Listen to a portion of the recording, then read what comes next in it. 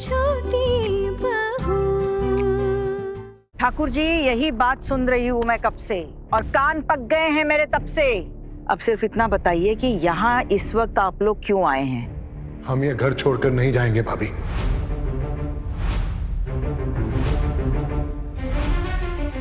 इतने सालों से हम इस घर में रह रहे हैं, इसका मतलब ये नहीं कि कोई भी उठाकर हमें बोल देगा और हाथ पकड़ के घर से बाहर निकाल देगा। ऐसा नहीं होगा। हमारा भी इस घर पे हक है अब, और अगर आपको हमें इस घर से निकालना है तो आपको कोर्ट केस करना पड़ेगा। अपने आप हम इस घर से नहीं जाएंगे। देवर जी, अब उम्र हो गई है। आप लोगों को ये कोर्ट केस वगैरह करके मैं परेशान नहीं करना चाहती हूँ।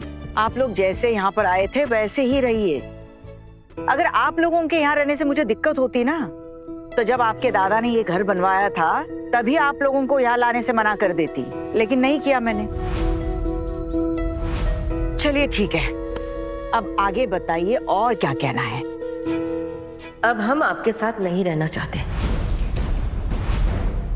क्या कहना चाहती है पिशी मुनी? क्या मतलब आपकी बात का? एक ही छत के नीचे रहते हैं, इसका मतलब ये तो नहीं है कि एक ही साथ सबको खाना पीना पड़ेगा। हम सब इसी मकान में रहेंगे, लेकिन अलग अलग। हमारा चूल्हा भी अलग होगा।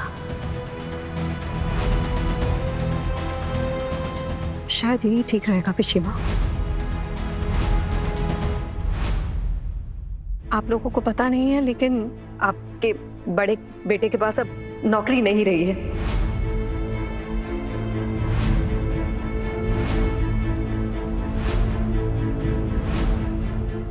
घर वालों को बताने की हिम्मत नहीं जुटा पा रहे थे, इसलिए दुकान जाने का बहाना बनाकर चले गए हैं घर से।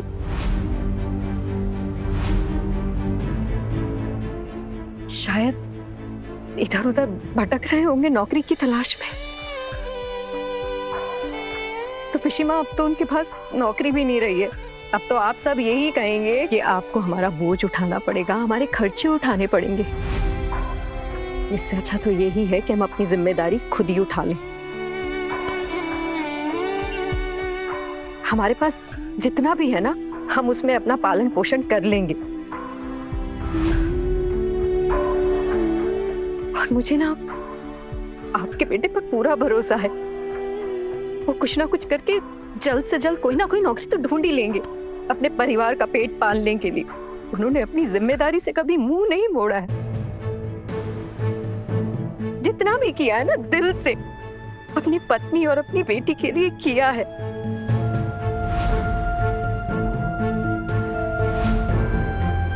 लेकिन ना, ये जिम्मेदारी उनकी अकेले की नहीं है। इस मुश्किल घड़ी में मैं भी उनका साथ दूंगी। मैं परेशान थी, मुझे कुछ समझ में नहीं आ रहा था, लेकिन आना ने मुझे समझाया, मुझे बताया कि हम भी अपनी जिम्मेदारी खुद उठा सकते हैं, हम भी कुछ कर सकते हैं। मैं नहीं चाहती कि मेरे पति और मेरे बच्चों की जिम्मेदारी का बोझ आप में से कोई भी उठाए। हमारे पास जितना भी है हम गुजारा कर लेंगे उसमें।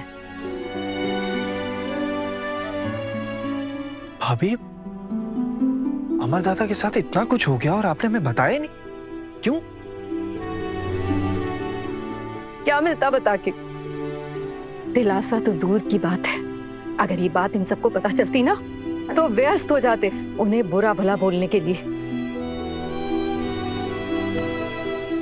शायद आप कुछ ना कहते, लेकिन चाचा जी और पिशी माँ इतनी सी भी कमी नहीं छोड़ते उन्हें बेइज्जत करने में। जब इतने दिनों से वो कमा रहे थे, वो काम कर रहे थे, तब भी उन्हें बात बात पर बेइज्जत किया जाता था।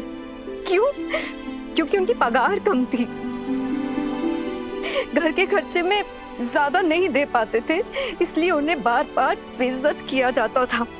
और अब तो वो जितना देते थे वो भी नहीं दे पाएंगे, तो फिर तो उनकी और ज्यादा बेइज्जती की जाएगी इस घर में। तो इससे अच्छा तो यही है ना कि हम अपनी इज्जत के साथ इस घर से अलग हो जाएं। हमारे पास जितना होगा, जो होगा, हम उसमें गुजारा कर लेंगे माँ। हाँ, यही सही रहेगा। क्या मेरा पोल्टो ही सबका खर्चा उठाएगा या फिर दादा उठाएंगे?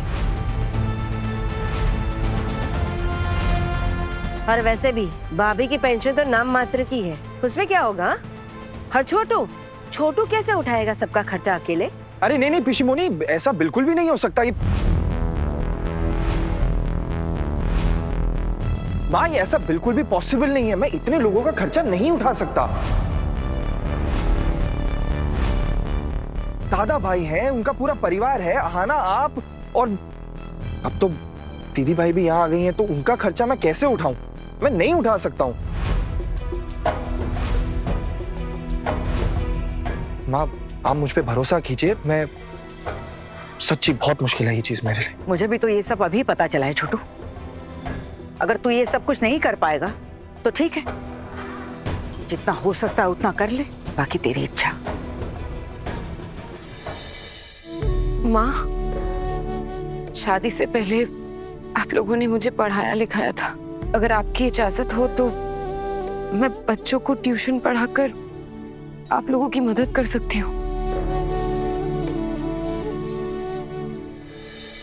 तुझे ये सब सोचने की जरूरत नहीं है, और इस सब में तो तू पढ़ भी मत। तू सिर्फ अपने ससुराल लौटने के बारे में सोच, उतना काफी है। मेरी बहुओं ने यहाँ रहने के लिए कह दिया, इसका मतलब ये नहीं कि तुम यहीं रहने लगो। नहीं माँ, दीदी भाई का खर्चा उठाने की किसी और को कोई जरूरत नहीं है। इनसे जितना हो पाएगा ये खुद कर लेंगी, और बाकी का हम लोग देख लेंगे। आहाना, आप फिर बड़े बड़े वादे कर रही हो। आप कोई नौकरी करती हो? नहीं ना, तो कहां से उठाओगी दीदी भाई का खर्चा? मेरे पास अभी कोई नौकरी तो नहीं है, लेकिन इसका ये मतलब तो नहीं है ना कि मैं आगे चल के भी कोई नौकरी नहीं कर सकती हूँ। नौकरी ढूंढनी होगी, कोशिश करूंगी। और वैसे भी आपने तो फिर अपने हाथ खड़े कर दिए ना, कुछ ना कुछ तो करना ही पड़ेगा ना। अब ऐसे कोई भूखा तो नहीं रह सकता है ना। अब तक हम लोगों ने एक दूसरे का साथ दिया है, हर मुसीबत में हमने एक दूसरे का हाथ थामा है। अब भी इस मुसीबत की घड़ी में हम लोग एक दूसरे का साथ नहीं छोड़ेंगे। मुझे अपने पति पर पूरा भरोसा है, वो भी बड़ी माँ को छोड़ के नहीं जाना चाहते, साथ रहेंगे वो भी।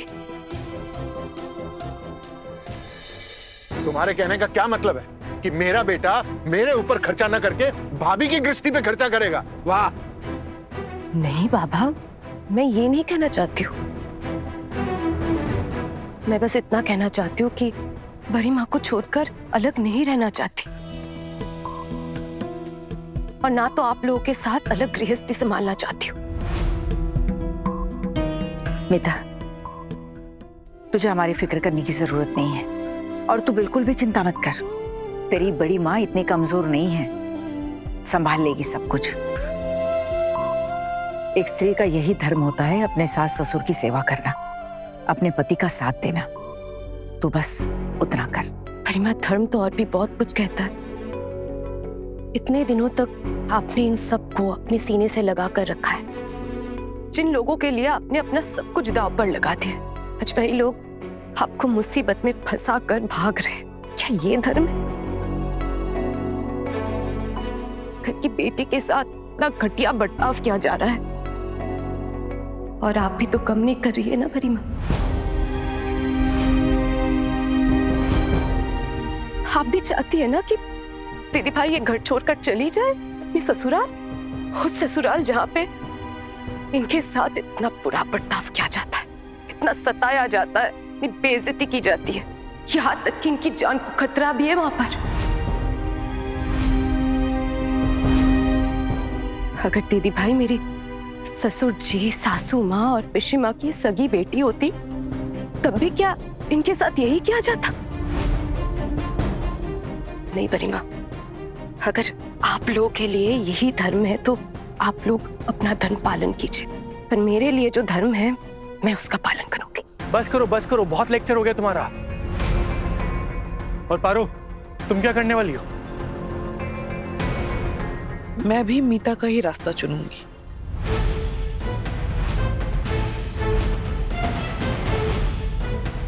मैं भी मामी माँ को छोड़कर कहीं और कोई भी गृहस्थी बसाने नहीं जाऊंगी। मेरा पोल्टो तेरे खर्चे के लिए एक फूटी कौड़ी भी नहीं देखा।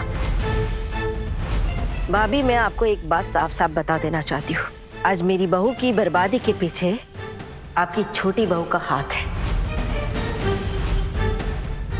अब अगर हमारी बहू आपके साथ रहना चाहती है तो आप ही उठाना इसका बोझ, हम नहीं उठाएंगे इसका खर्चा। आप बिल्कुल भी फिक्र मत कीजिए पिशीमा। अगर हम 2 रोटी खाएंगे ना तो मंजली दीदी को भी 2 रोटी खिलाएंगे। आप अपना देखिए, आप अच्छे से खाते पीते रहिए। और वैसे आपके लाडले बेटे तो कमाते भी बहुत अच्छा है ना, वो तो अपना अच्छे से चला लेंगे। और फिर चाचा जी लोग भी तो आप लोगों के साथ ही रहने वाले, ये तो बहुत ही अच्छी बात है।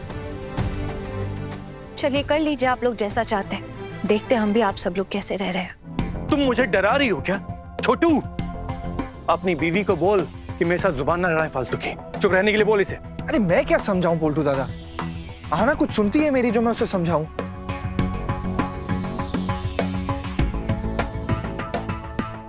देखिए माँ, जो भी है सच कह रहा हूं, मैं इतने लोगों का खर्चा नहीं संभाल सकता। ये बहुत बड़ी जिम्मेदारी है और ये जिम्मेदारी मैं नहीं ले सकता हूं। दादा भाई, उनका परिवार, मंजली भाभी, बच्चे, इतने लोग हैं, मैं कैसे संभालूंगा इन लोगों का खर्चा? और आप जानती है ना कि मेरी सैलरी उतनी नहीं है और इतनी कम सैलरी में इतने लोगों का खर्चा नहीं हो सकता। देखिए माँ, आप विश्वास कीजिए, मैं झूठ नहीं बोल रहा हूँ। मैं नहीं ले सकता ये जिम्मेदारी, बहुत मुश्किल है। मेरा नाम और दीदी भाई का नाम नहीं लिया तूने? माँ, आपका नाम कैसे लूं? आपकी जिम्मेदारी उठाना तो मेरा कर्तव्य है ना, और आहाना की भी। लेकिन बाकी लोगों की जिम्मेदारी उठाना मेरा कर्तव्य नहीं है। आप काम का इतनी टेंशन क्यों ले रहे हैं? माँ ने आपसे कहा ना कि आपसे जितना बन पाएगा आप उतना दीजिएगा, ज्यादा घर खर्च देने की जरूरत नहीं है। आप प्लीज चिंता मत कीजिए। अगर मेरा टुकुन हमारा खर्चा नहीं उठाता है और हमें पैसे नहीं देता है ना, तो याद रखना तुम सब लोग, मैं इस घर में महाभारत का युद्ध छेड़ दूंगा।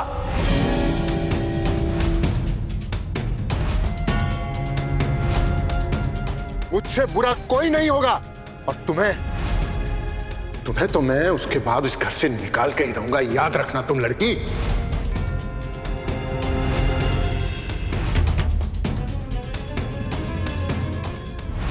ठीक है बाबा, आप कोशिश करके देख लीजिए।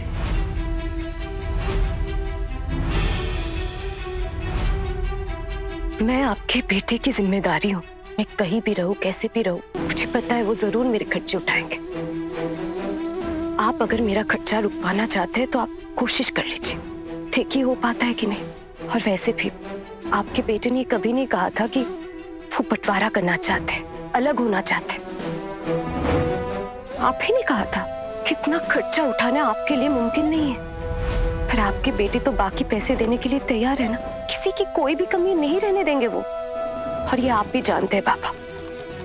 तो फिर क्यों आप लोग अलग रहना चाहते, क्यों जाना चाहते हैं यहाँ से? वाह, सबका पेट भरने के लिए मेरा पोल्टू मेहनत के पैसे देता रहे,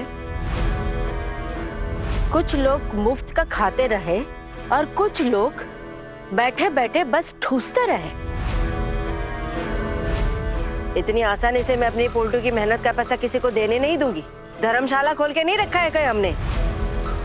पिशी माँ, आपको फिक्र करने की जरूरत भी नहीं है, क्योंकि आपके लाडले बेटे ना, वो खुद से तो क्या, आपके कहने पे भी ना 1 पैसा नहीं देंगे। परवरिश ऐसी दी है ना आपने अपने बेटे को, वो ऐसा कुछ कर ही नहीं सकते। तो फिर आप टेंशन क्यों ले रही हैं? उम्मीद करती हूँ आप लोगों की बातें खत्म हो गई होगी। मेरे लिए जब इतनी परेशानी हो रही है, मैं यहाँ से चली जाऊंगी।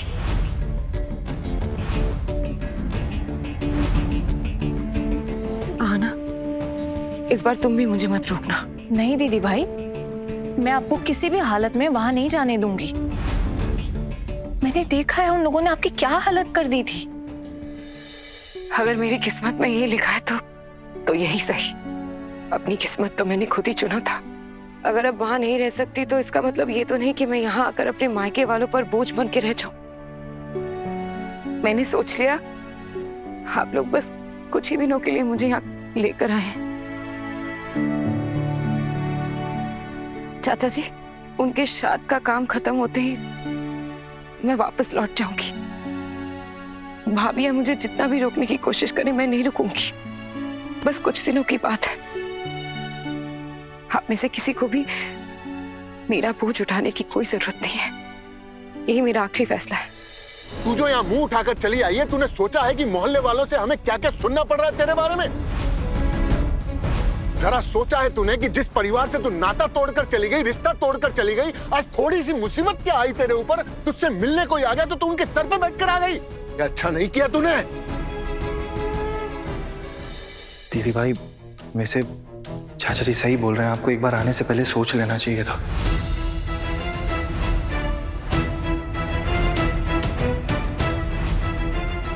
हमारे घर की बेटियां बड़ी हो रही हैं।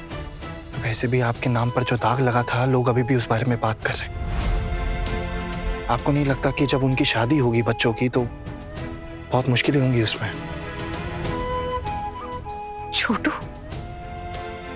ये बात तूने कह दी?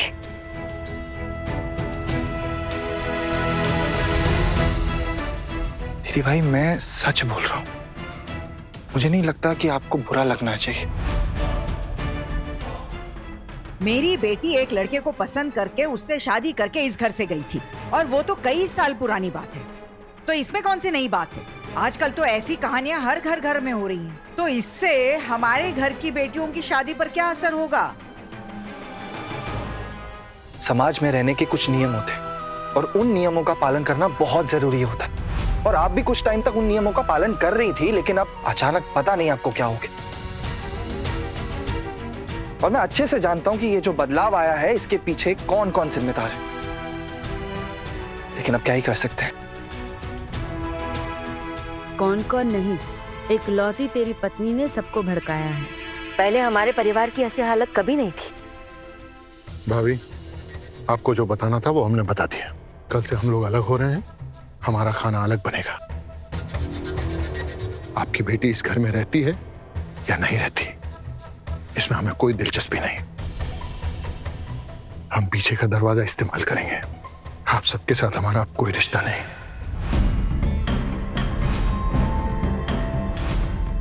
ये घर टूट गया भाभी, और इसके टूटने की जो वजह है ना, सिर्फ और सिर्फ आपके घर की इस छोटी बहू की वजह से, इसी की वजह से हुआ है सब कुछ।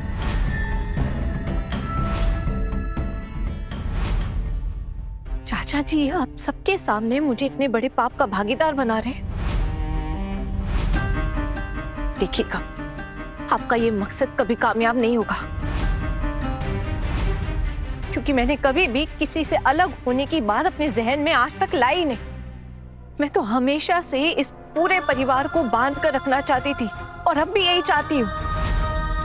लेकिन उल्टा आप सब लोग जिम्मेदारी उठाने के डर से अलग हो रहे, और अब इसका जिम्मेदार भी आप लोग मुझे ठहरा रहे। मैं अपने ऊपर ये इल्जाम हरगिज नहीं लगने दूंगी, कभी भी नहीं। उम्मीद है माँ भी समझदार है, वो भी ये नहीं मानती।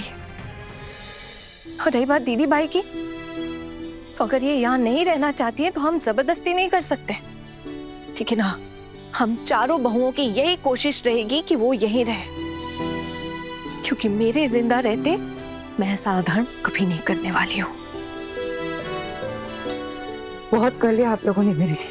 मैं नहीं चाहती कि और कोई भी कुछ भी करे मेरे लिए। मुझे मेरा फैसला खुद लेने दीजिए।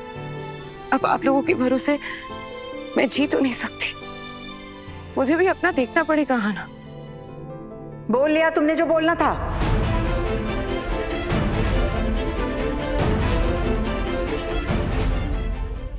नहीं बड़ी मामी, एक बात और है।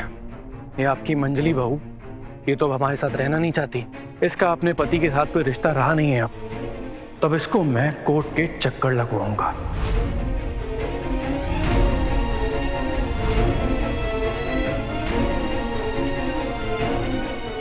इसके पंख काटने का समय अब आ चुका है।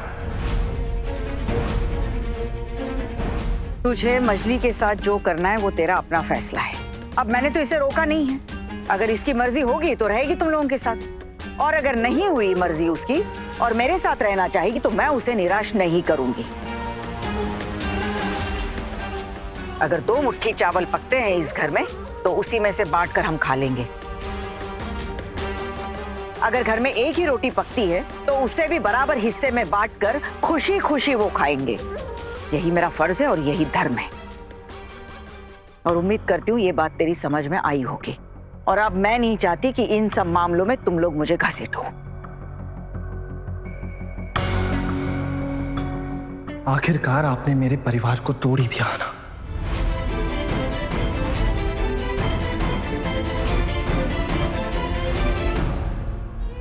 अब मैं आपको जिंदगी भर कभी माफ नहीं करूंगा इसके लिए।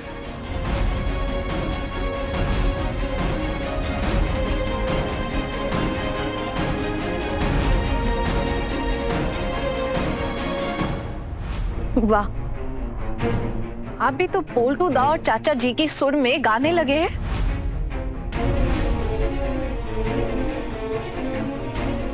अगर मुझे पहले पता होता ना कि आपकी सोच ऐसी है तो मैं आपसे कभी भी शादी नहीं करती।